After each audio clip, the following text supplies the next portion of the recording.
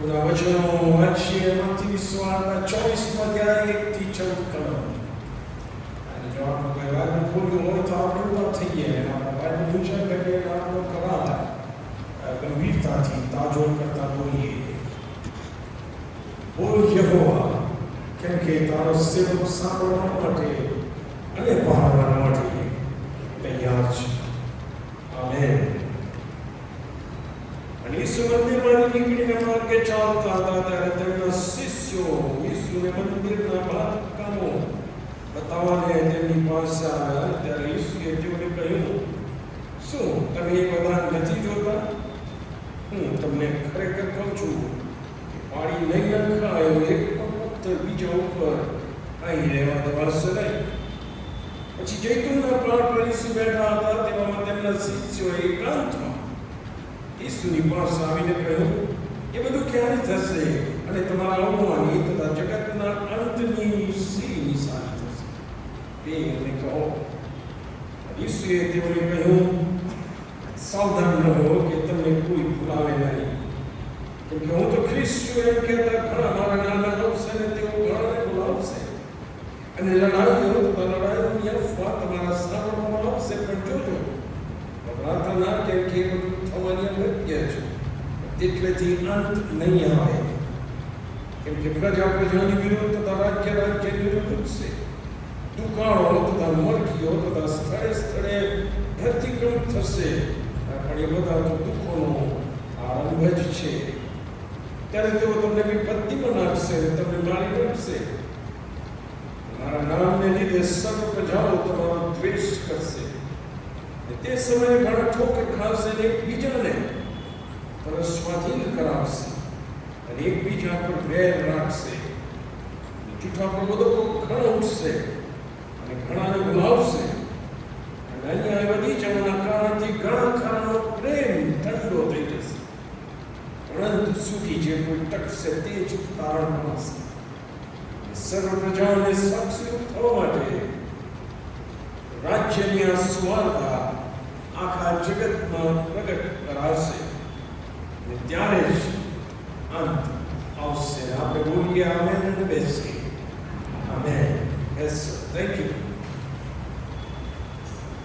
આપણે ગઈ વખત કહ્યું હતું કે જે છેલ્લા સમયને આપણે સમજવા માંગીએ છીએ, અંતનો સમય, એ અને ઈસુ ખ્રિસ્તે જ્યારે ભવિષ્યવાણીઓ આપી એને સમજવાની જ્યારે કોશિશ કરીએ છીએ, ત્યારે ઈસુ ખ્રિસ્તે લગભગ 12 જેટલી ભવિષ્યવાણી અહીંયા આગળ કરી છે કે જેમાં યરુશલેમનું મંદિરનો જે નાશ થવાનો લગભગ આ ભવિષ્યવાણી કરી એના થોડા જ વર્ષો પછી, 30-35 વર્ષ પછી એનો સમાવેશ થાય છે.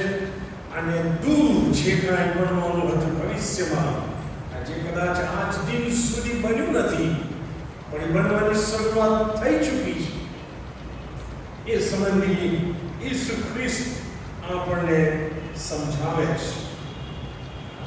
એ પહેલી નિશાની આપણે જોઈએ, જૂથનો માહોલ, છેતરાણીનો માહોલ, આધ્યાત્મિક રીતે.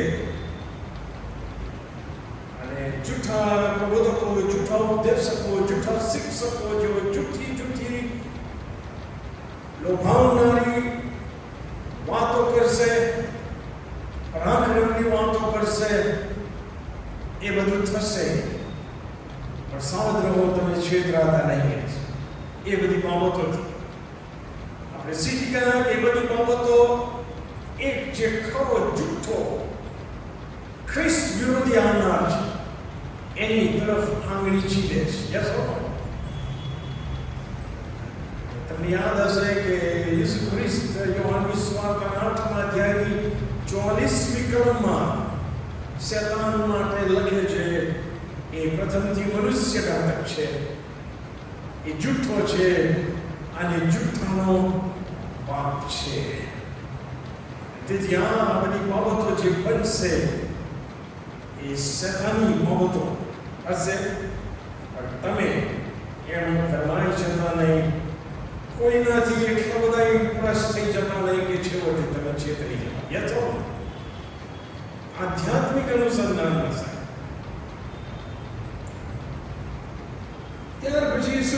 જે બીજો ચિહ્ન આપ્યું એ કહે છે કે લડાઈઓ તથા લડાઈઓની અફવા તમારા સાંભળવામાં આવશે. યુદ્ધ અને યુદ્ધની અફવાઓ, પ્રજા પ્રજાની વિરુદ્ધ, રાજ્ય રાજ્યની વિરુદ્ધ, લૂંટની સ્વાર્થમાં લખવામાં આવ્યું છે કે હુલ્લડો થશે જાત જાતના, અને એ બધું થશે. અને થયું. બે વિશ્વયુદ્ધ તો ઓલરેડી થઈ ચૂક્યા છે.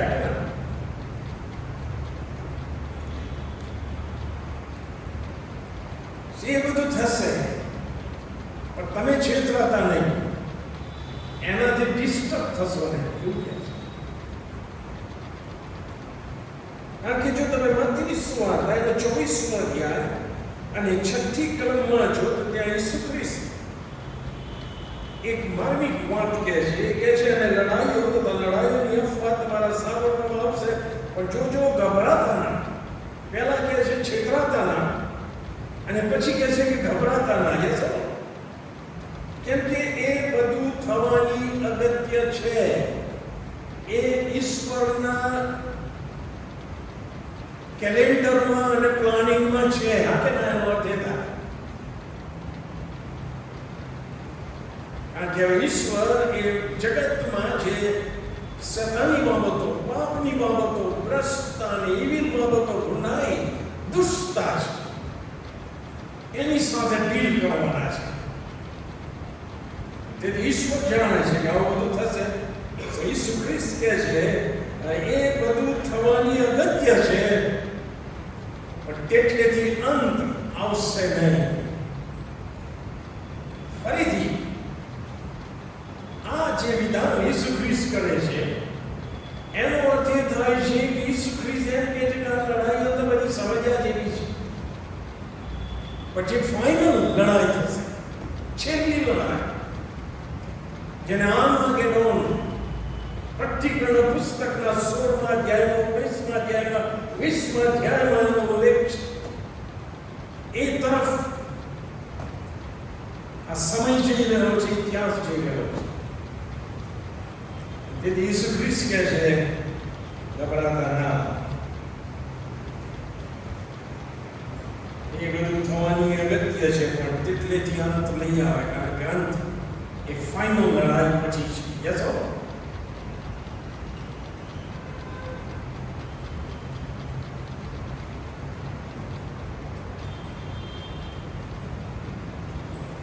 ત્યાર પછી ઈસુ ખ્રિસ્ત જે ચિહ્નો આપે છે, આ સમજવા જેવું છે. કારણ કે આ જે ઇન્ટરનેટ છે ને, તમે ખાલી પંજાબમાં આખી દુનિયા જોઈ શકો. આખી જે ફેસિલિટી અત્યારે મળી રહી છે એ થોડા વર્ષો પહેલા નહોતી. એમાં ઈસુ ખ્રિસ્તના સમય તો નહોતી. ક્યાં અત્યારે આપણે જોઈ શકીએ છીએ લોકો કે કઈ જગ્યાએ હુલ્લડ થાય, કઈ જગ્યાએ લડાઈ થાય. યસ ઈસુ ખ્રિસ્ત હવે કુદરતી જે આફતો છે એની વાત કરે છે, અને જે ચિહ્નો આપે છે એના અનુસંધાનમાં 3 ચિહ્નો. દુકાળો થશે, ફેમિન્સ, મરકીઓ થશે, પેસ્ટિલેન્સીસ, અને ધરતીકંપ થશે. જો તમે બાઇબલનો અભ્યાસ કરો તો આ જે કઈ બાબતો છે એ ઈશ્વરના કંટ્રોલમાં છે. યસો કુદરત ઈશ્વરના કંટ્રોલમાં છે. તમે માનો કે ના માનો? એ સમુદ્રને કહે કે તારા મોજા અહીંયાથી અહીં ના હોવા જોઈએ તો નથી આવતા. યસો ઈસુ ખ્રિસ્ત કહે કે તમારી જાણ જમણી તરફ નાખો તો માછલા પકડાશે, તો માછલા પકડાય છે. આ બધી બાબતો ઈશ્વરના અધિકારમાં છે. અને તેથી ઈસુ ખ્રિસ્ત કહે છે કે ઓકે, તમે અંત સમયની નિશાનીઓ માનો છો તો દુકાળ, મરકી અને ધરતીકંપ ત્રણની જ વાત થાય છે.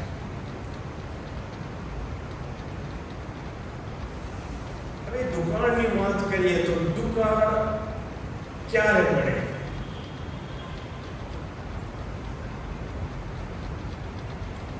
વરસાદ ના પડે ત્યારે આપણે એવું સમજીએ કે વરસાદ ના પડે ત્યારે યસ અને પહેલો અને છેલ્લો વરસાદ આપનાર કોણ છે? બાઇબલમાં લખ્યું છે ઈશ્વર છે. પણ બે પ્રકારના દુકાળ અત્યારે કોઈ દેખાડું નથી. પહેલાના વડીલો વૃદ્ધો એ વાત કરતા હતા, જો અતિવૃષ્ટિ થાય ને તો એને લીલો દુકાળ કહેવામાં આવતો. ખબર છે ને? અતિવૃષ્ટિ થાય એ પણ પાક ખરાબ કરે, એને લીલો દુકાળ કહેવામાં આવે. અને અનાવૃષ્ટિ થાય એટલે કે વરસાદ ના પડે તો સૂકો દુકાળ પડે. આગળ તો આવું બધું થશે, કુદરત વિસ્તૃત થશે. તમને હું કેટલીક કલમો બતાવું. પુનર્નિયમનું પુસ્તક એનો 11મો અધ્યાય 14 થી 17 કલમમાં, પુનર્નિયમ 11 14 થી 17 માં વરસાદ અને અનાજની વાત કરવામાં આવી છે. ત્યાં પ્રભુ કહે છે કે હું તમારા દેશમાં વરસાદ એટલે આગલો વરસાદ તથા પાછો વરસાદ તેની ઋતુ પ્રમાણે મોકલીશ, એ માટે કે તું તારા ધાન્ય, તારા દ્રાક્ષરસ, તારા તેલનો સંગ્રહ કરી શકે, અને હું તારા ઢોરને માટે તારા ખેતરોમાં ઘાસ ઉગાવીશ, અને તું ખાઈને તૃપ્ત થશે, હું આપીશ. જો તું મારી સાથેના સંબંધમાં મારી ઈચ્છા પ્રમાણે રહીશ તો એનો અર્થ થાય છે. આખો સંદર્ભ એ છે. પછી આગળ સાવચેત રહો, રખેને તમારું અંતઃકરણ ઠગાઈ જાય, ફરીથી કોઈ તમને છેતરી જાય, અને તમે ભટકી જઈને બીજા દેવ દેવીઓની સેવા કરો અને તેમને ભજો, અને યહોવાનો કોપ તમારા પર સળગી ઉઠે, અને યહોવા આકાશ બંધ કરે જેથી વરસાદ ન થાય, અને જમીન પોતાની ઉપજ ન આપે, અને જે ઉત્તમ દેશ યહોવા તમને આપે છે તેમાં તમારો જલ્દી નાશ થાય. તો હું એવું સમજુ છું કે દુકાળ એક એવું હથિયાર છે કે જે દ્વારા ઈશ્વર પોતાનો રોષ ઠાલવી શકે છે. આગળ આવા છે લોકોમાં પૃથ્વી ઉપર જે દુષ્ટતા અને પ્રતિકાળમાં જે અનર્થો અને મલકીઓ આપી છે એ ઈશ્વરનો રોષ કરાવે છે, પ્રગટ કરે છે, કોપ છે. તમે લોકો એને ક્વેશ્ચન કરી શકીએ નહીં. દુકાળ કેમ પડે છે? યુદ્ધને કારણે પણ દુકાળ પડે છે. તમને ખબર છે? ઇન્ડિયા પાકિસ્તાનનું યુદ્ધ ચાલતું હતું. હું માનું છું કે 70-71ની સાલમાં, અને ચીન સાથે 63ની સાલમાં, અને અનાજનું બધું રેશન મળતું થઈ ગયેલું. તમને ખ્યાલ છે? લગ્ન જમાવોને બધાની ઉપર પાબંદી. એ શું હતું? દુકાળ જ કહેવાય. જે લડાઈઓ થશે એની અસર આવી પણ થશે. અને એ સમયે જ્યારે તલવારબાજી ને એનાથી લડાઈઓ થતી હતી, ત્યારે બાઇબલમાં મને એક પ્રસંગ મળ્યો. બીજો રાજા 6 અધ્યાય અને એની 24-25 કલમમાં લખ્યું છે કે જ્યારે સમરૂન એટલે કે ઇસ્રાએલ લોકો જે જુદા પડેલા, એને અરામનો રાજા બેન હદાદ ઘેરો બાંધે છે. સમરૂન એક કિલ્લેબંધ નગર છે, અને અરામનો રાજા બેન હદાદ એને ચારે બાજુથી ઘેરે છે, એટલે કે અંદરથી કોઈ બહાર ના આવે, બહારથી કોઈ અંદર ના આવે. અને જો એ ઘેરો વધતો જાય તો અંદર દુકાળ પડે, સ્કેર્સિટી ઊભી થાય. અને એવું થયું. ત્યાં શું લખ્યું છે? ત્યાર પછી એમ થયું કે અરામના રાજા બેન હદાદે પોતાનું બધું સૈન્ય એકત્ર કર્યું અને ચડી આવીને સમરૂનને ઘેરી લીધું. અને એનું પરિણામ શું આવ્યું? સમરૂનમાં ભારે દુકાળ પડ્યો. અને જુઓ, ગધેડાનું માથું રૂપાના 80 શેકેલ અને માં કબૂતરની 18 રૂપાના 5 શેકેલ વેચાવા લાગી. ત્યાં સુધી તેઓએ તેને ઘેરી રાખ્યો. અને આ રામીઓ ઈશ્વરે મોકલેલા, કારણ કે સમરૂનમાં ઈશ્વરની પ્રજા ઈશ્વરને ભૂલી ગઈ.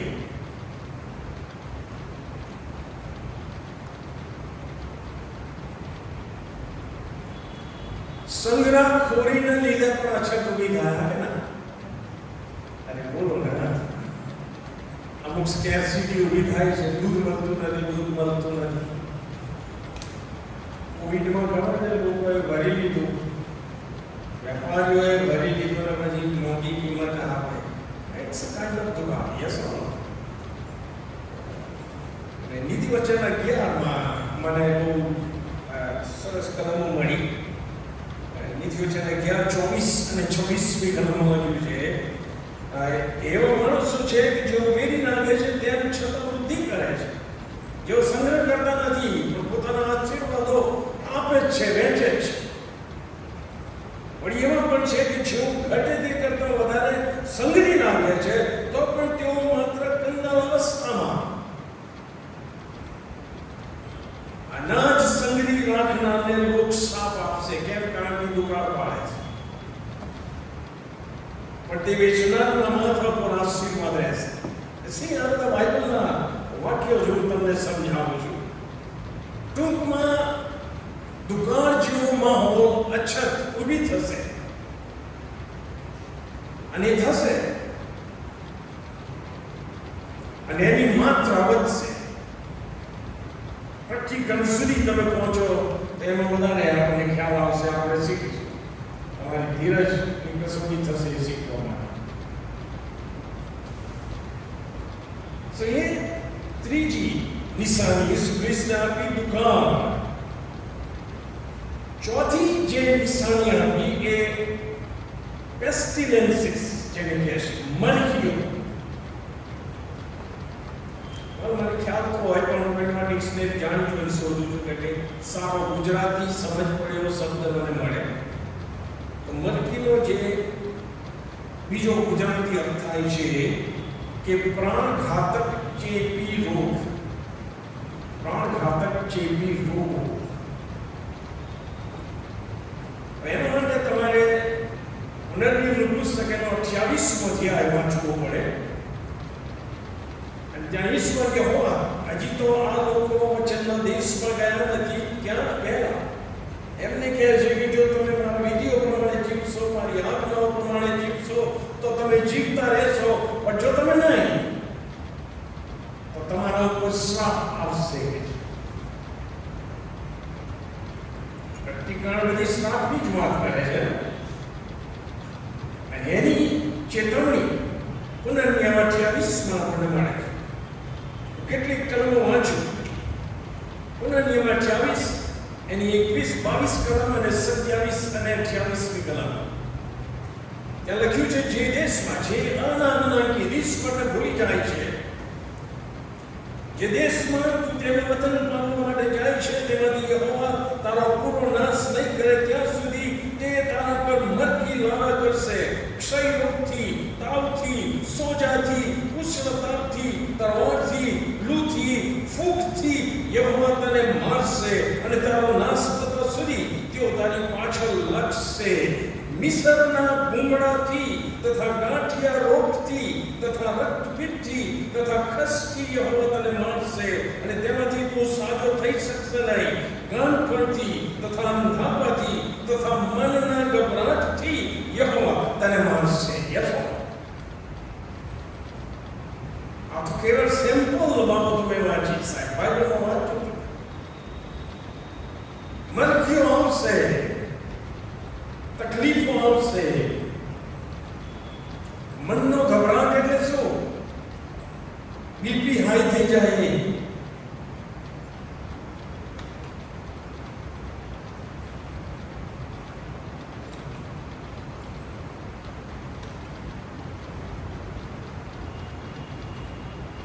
કેમ બીપી હાઈ થઈ જાય છે? તમે દુનિયા ચલાવો છો.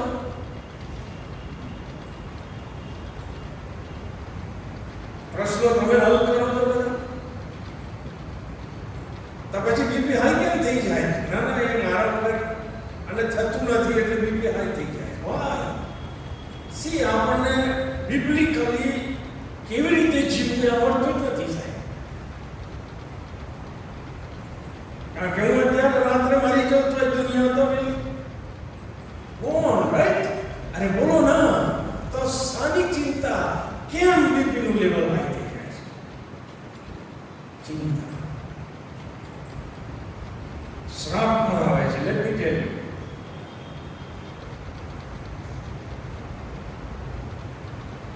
તેથી પ્રભુનું વચન શું કહે છે? ફિલિપી 4:4-7 આ શીખીએ અને એને અમલમાં મૂકીએ. પ્રભુમાં સદા આનંદ કરો. હું ફરીથી કહું છું કે આનંદ કરો. તમારી સહનશીલતા સર્વ માણસોના જાણવામાં આવે. પ્રભુ પાસે છે, કશાની ચિંતા ના કરો. તો શું કરવાનું? પણ દરેક બાબતમાં પ્રાર્થના તથા વિનંતીઓ વડે આભાર સ્તુતિ સહિત તમારી અરજો ઈશ્વરને જણાવો. અને ઈશ્વરની શાંતિ જે સર્વ સમજ શક્તિની બહાર છે, એ તમારા હૃદયોની અને મનોની સંભાળ રાખશે. આ બીપીમાંથી છૂટવાની દવા છે.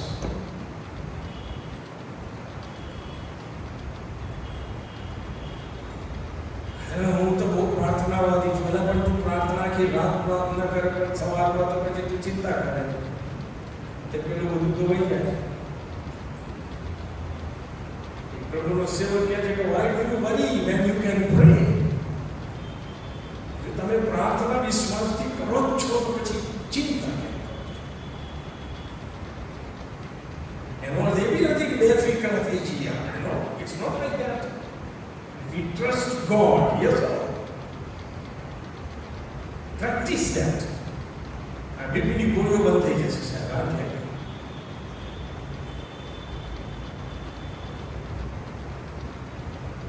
આ છે 28મી કલમને વાંચીને ઉલ્લેખમાં 28 અને 28 और ये रोग तथा જે મરખી આ નિયમના પુસ્તકમાં લખેલા નથી તેઓને યહોવા તારો નાશ થાય ત્યાં સુધી તારા પર લાવ્યા કરશે. ઇબોલાનું નામ લખ્યું છે, કોરોનાનું નામ લખ્યું છે, કેન્સરનું નામ લખ્યું છે, અરે કોરોના એઇડ્સનું નામ લખ્યું છે. પ્રભુનું વચન કહે છે કે પુસ્તકમાં નથી. એવું કરશે ઈશ્વર જો હરખા નહીં રહો તો.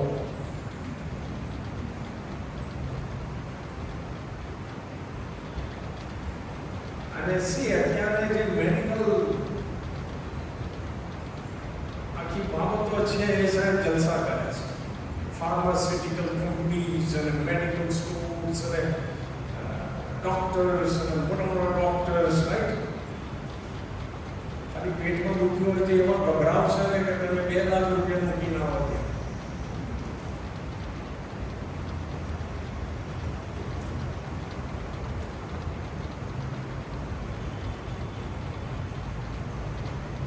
અને હજુ તો આવશે. કલ્પના બહારના રોગ આવશે. માણસો જુદા જુદા નામ શોધીને નામ આપશે.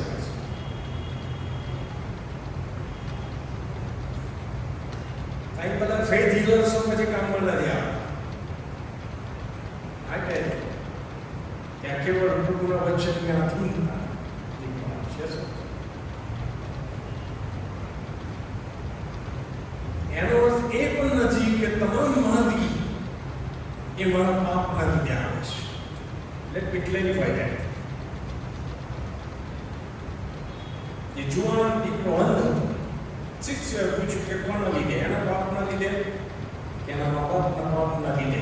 ઈસુ ખ્રિસ્ત કહે છે કે તને નહીં સમજ પડે, ઈશ્વરનો મહિમા થાય એટલા માટે.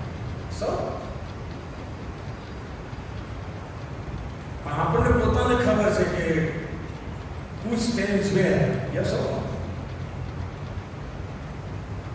અમારી મિનિસ્ટ્રીમાં તો જે હોય જબરજસ્ત ચડસો ફૂંકી હોય, ચડવો ફૂંકી હોય, જાઓને જાત જાતના પ્રભુમાં આવે છે. પણ એ જે કર્યું હોય છે ને, ઘણી વાર એની અસરો રહે છે. યસો એમને એમાં ટકી રહેવાનું છે. પ્રભુ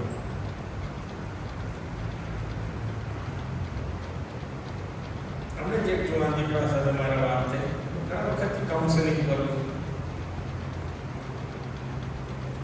મને કીધું મારે સિગારેટ મૂકી દેવું છે, પણ હવે મને બીક લાગે, સારી બીક લાગે. ત્યાં કહે છે કે હું સિગારેટ પીવાનું મૂકી દઈશ ને પછી એના લીધે કોઈ રોગ બીજો લાગુ પડશે મને, તો મને મરી જવાનો રોગ લાગુ પડે.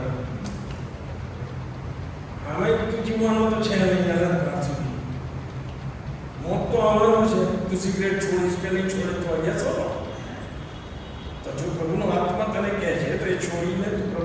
જીવન સમર્પણ કરે અને જીવ. અરે બોલો ના, નાની નાની બાબતોમાં માણસો છેતરી જાય છે.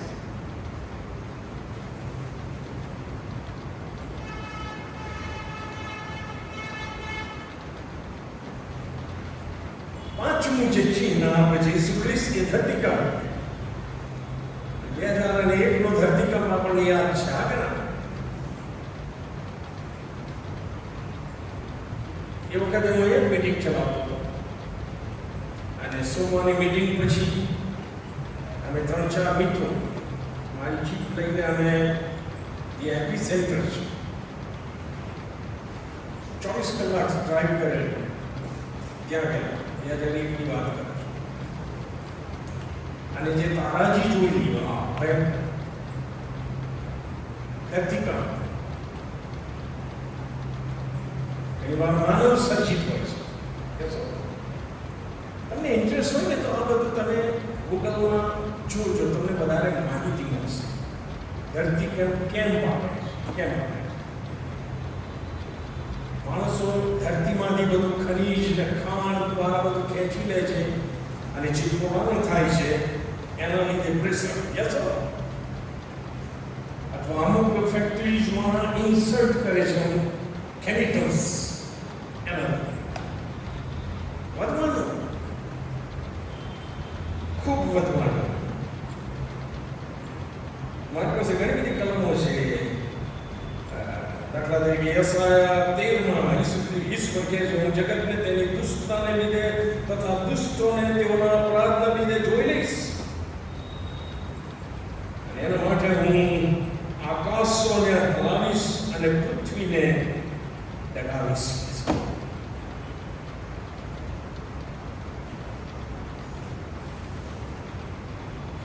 યશાયા 24:19 અને 20માં લખ્યું છે, પૃથ્વી તદ્દન તૂટી ગયેલી છે, પૃથ્વીના ચૂલે ચૂલા કરવામાં આવ્યા છે, પૃથ્વી છેક ડોલી ઉઠી છે, પૃથ્વી પીધેલાની જેમ લથડિયા ખાશે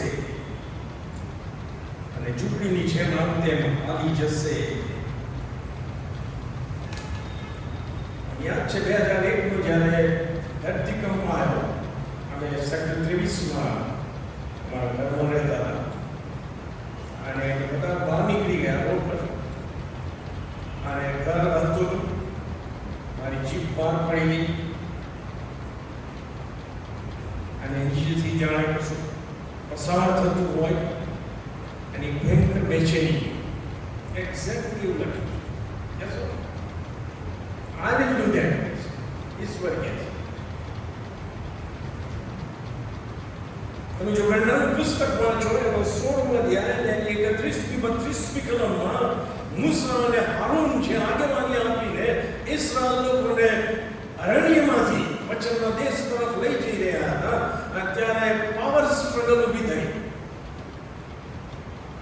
સત્તા, ખુરશી. ત્યાં લખવામાં આવ્યું છે કે કોરા, આ લેવીઓ હતા, કોરા, દાથાન, અબીરામ, ઓન વગેરે જઈને આમને કીધું કે તમે સત્તા ભોગવો એવું ચાલતું હશે કે તો ઈશ્વરની વિરુદ્ધ બંધ હતું, ઈશ્વરના સેવકોની વિરુદ્ધ બંધ હતું. અને એનું પરિણામ શું આવ્યું? ગણના 16:31-32 અને પૃથ્વી પોતાનું મુખ ઉઘાડીને તેઓને તથા તેઓના ઘર ખટલાઓને એટલે ઘર પકડીને તથા કોરાના સર્વ માણસોને તેઓની સર્વ માલ મિલકતને સ્વાહા કરી ગઈ. અને પૃથ્વીએ લખ્યું છે તેઓનું સર્વસ્વ જીવત અને જીવત સેવકો ઉતરી ગયા અને પૃથ્વીએ તેઓને ઢાંકી દીધા. વાહ! It's earthquake. Yes or no? વલમાં વધશે. એમાંથી 24 અને 6 કલમમાં ઈસુ ખ્રિસ્તે કીધું, પણ જોજો ગભરાતા ના, કેમ કે એ બધું થવાની અગત્ય છે, પણ તેટલેથી અંત નહીં આવે. એ જ પ્રમાણે આ બધી વાતો કીધા પછી ઈસુ ખ્રિસ્ત માંથી 24 અને 8માં કહે છે, પણ એ બધા તો દુઃખોનો આરંભ જ છે. વાહ! એ દુઃખોનો આરંભ થયો એટલે લગભગ 2000 વર્ષ વીતી ગયા.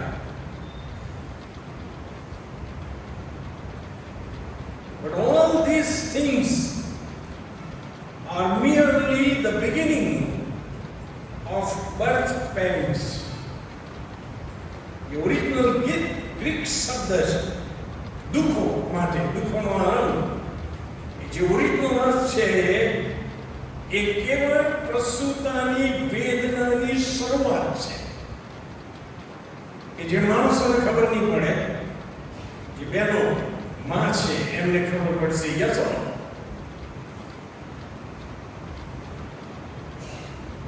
અને એ પેઇન, ઇન્ટેન્સિટી, એની તીવ્રતા, એની માત્રા વધતા જશે કે છે. આ બધા જે નિશાનીઓ આપી છે ને, કારણ કે પ્રસૂતિની વેદનાની સાથે આ બધા નિશાનીઓને સરખાવે છે. It will take time.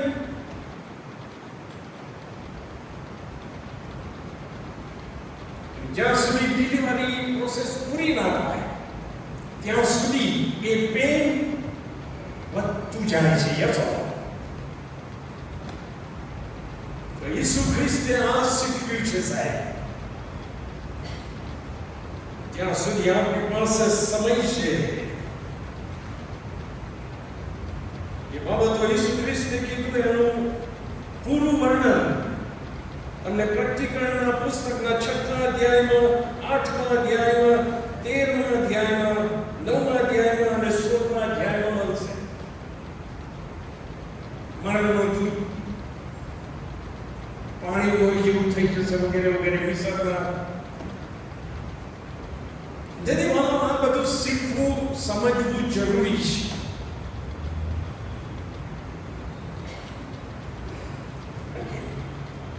જે છઠ્ઠી નિશાની ઈસુ ખ્રિસ્ત આપે છે એ પરસિક્યુશનની નિશાની છે. છઠ્ઠી નિશાની શું કહે છે? 9મી કલમ. ત્યારે તેઓ તમને, કોને? આ સવાલો કોણે પૂછેલા? ઈસુ ખ્રિસ્તના શિષ્યોએ. એમને કહે છે પછી તમને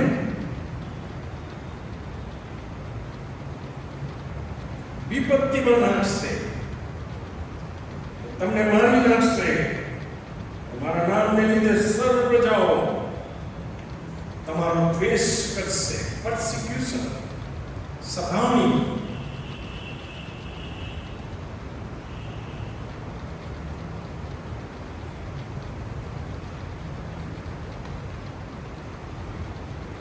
જો તમે કમ્ફર્ટ ઝોન માટે ઈસુ ખ્રિસ્તને જીવન સોંપ્યું હોય તો એ ભૂલ છે. કમ્ફર્ટ ઝોન એટલે કે પ્રભુને જીવન સોંપી દઈશું એટલે કોઈ પ્રશ્ન નહીં રહે, કોઈ તકલીફ નહીં રહે, બધું વ્યવસ્થિત. નો, ઇટ્સ નોટ ધેટ. આ આશીર્વાદ છે, જબરજસ્ત આશીર્વાદ છે, પણ આપણે જે જગત બાબતોમાં ઈચ્છીએ છીએ એવું નહીં. યસ ઓર નો? સતામણીની વાત ઈસુ ખ્રિસ્તે કહે છે. એટલે આપણને આશ્ચર્ય ન થવું જોઈએ. પ્રભુના લીધે, પ્રભુમાં ચાલવાના લીધે, જો કુટુંબમાં કે અડોશ પડોશમાં કે જ્યાં નોકરી કરું છું ત્યાં કે વોટેવર, જો મારી સતામણી થાય છે તો એ સાબિતી છે કે હું ઈશ્વરનો બાળક છું. યસ ઓર નો? જો સતામણી નથી થતી એનો અર્થ કે હું કોમ્પ્રોમાઇઝ કરું છું.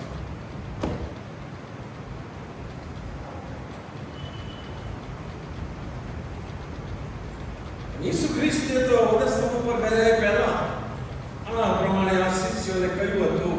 યોહાનની સુવાર્તા 16મો અધ્યાય એની પહેલી અને બીજી કલમમાં, યોહાન 16 પહેલી અને બીજી કલમમાં અગાઉથી કરેલી ભવિષ્યવાણી પોતાના અનુયાયીઓ માટે અને આજે તમારા અને મારા માટે ફરીથી એ જ ભાષા. કોઈ તમને ઠોકર ખવડાવે નહીં, કોઈ તમને છેતરી જાય નહીં, માટે મેં તમને વચનો કહ્યા છે. તેઓ તમને સભા સ્થાનોમાંથી કાઢી મૂકશે. હા, એવો સમય આવે છે કે જે કોઈ તમને મારી નાખે તે ઈશ્વરની સેવા કરે છે એમ તેને લાગશે, અને તેઓ પિતાને તથા મને ઓળખતા નથી, માટે તેઓ એ કામ કરશે. બે ત્રણ બાબતો ઈસુ ખ્રિસ્તે સતાવીને અનુસંધાનમાં કહી કે જેઓ પ્રભુને, ઈશ્વર પિતાને ઓળખતા નથી, જેઓ જીવતા દેવને ઓળખતા નથી, તેઓ તમારી સતાવણી કરશે. સ્પષ્ટ લખ્યું છે.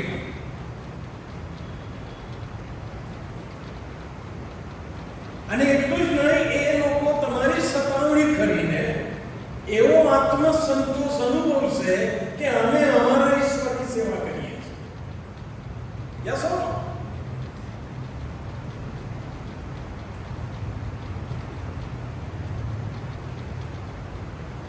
ઈસુ ખ્રિસ્તે પણ બધા સમય ધાર્મિક આગેવાના એમને ઈસુ ખ્રિસ્તે શું કહ્યું? જ્યારે દલીલો થઈ ત્યારે કહે છે કે અમે ઇબ્રાહિમના સંતાન છે. ત્યારે ઈસુ ખ્રિસ્તે એમને કીધું ને, તમે તમારા બાપ શેતાનના છો. યસ ઓર નો? કારણ કે તમે જે રિયલ બાપ છે એને ઓળખતા મને ઓળખતા. આ લોકો જેઓ જીવતા દેવને ઓળખતા નથી, તેઓ સતાવણી કરશે.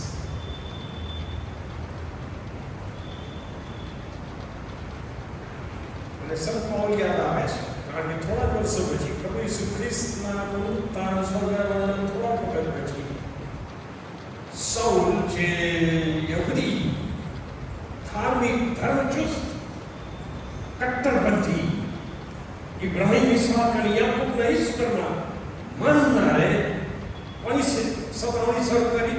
મંડળી. એ છેતરાનો. તેથી ઈસુ ખ્રિસ્તે એને કહેવું પડ્યું રોકીને કે સાઉલ, તું મને કેમ સતાવે છે? યાદ રાખ, મારો લાત મારવી તને કઠણ છે. કારણ કે ઈસુ ખ્રિસ્ત એમ કહેતા હોય, તું ખરેખર ઇબ્રાહિમ, ઇસ્હાક અને યાકૂબના ઈશ્વરને ઓળખતો જ નથી. ભલે તને એમ લાગતું કે તું સેવા કરે છે, એ ઈશ્વર ન, એ છેતરાનો હતો. આગળ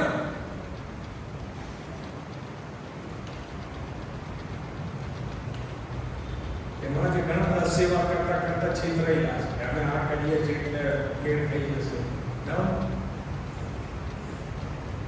ઈશ્વરની જીવતા ઈશ્વરની ઈચ્છા પૂરી. તમે જો પ્રીતિના નૃત્ય વાંચો તો એક બાજુ સ્વાર્થ પ્રગટ થાય છે, મંડળીમાં તાણ સંખ્યા વધતી જાય છે, અને બીજી બાજુ વિરોધ શરૂ થઈ જાય છે. યસ ઓર નો? સ્પષ્ટ લખ્યું છે ત્યાં આગળ. બીજી બાજુ વિરોધ શરૂ થાય છે, ધરપકડો થાય છે, મારવામાં આવે છે, ધમકીઓ આપવામાં આવે છે, સ્ટેફન શહીદ થાય છે, અને હેરોદ રાજા યાકૂબ પ્રેરિતનો શિરચ્છેદ કરે છે. સો મંડળીની વૃદ્ધિ અને સતાવણી સાથે સાથે જાય છે. યસ ઓર નો? અરે બોલો ના.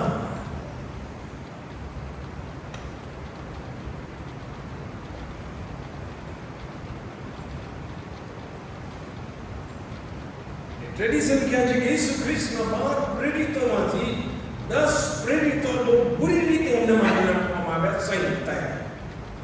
યહૂદા ઇસ્કારિયોતે આપઘાત કર્યો, અને યોહાન એ મોટી ઉંમરે મરણ પામે છે, નેચરલ ડેથથી. બાકી 10 સતાવણી.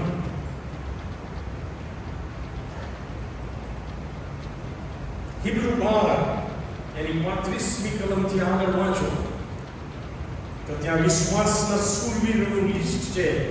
એમાં સતાવણી પામેલા વિશ્વાસના શૂરવીરો છે.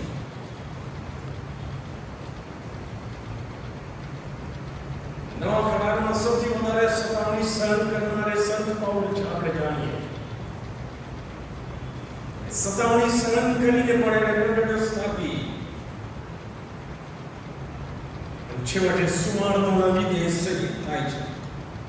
એ બીજો તિમોથી એના 3 અધ્યાય વસ્તુ લખે છે. બીજો તિમોથી 3 અધ્યાય 10-12 લખે છે તિમોથીને, પણ મારો દેશ આચરણ હેતુ વિશ્વાસ સહનશીલતા પ્રેમ તથા ધીરજ ધ્યાનમાં રાખીને તથા મને જે સતાવણી થઈ તથા દુઃખો પડ્યા અને અંત્યોકમાં ઇકોનિયામાં લુસ્ત્રામાં જે સતાવણીને સહન કરી તે બધામાં તું મારી પાછળ ચાલ્યો, પણ આ બધા દુઃખોમાંથી પ્રભુએ મને છોડાવ્યો. પછી એ સ્ટેટમેન્ટ કરે છે, જેઓ ખ્રિસ્ત ઈસુમાં ભક્તિભાવથી ચાલવા ઈચ્છે છે તેઓ સર્વ પર સતાવણી થશે જ.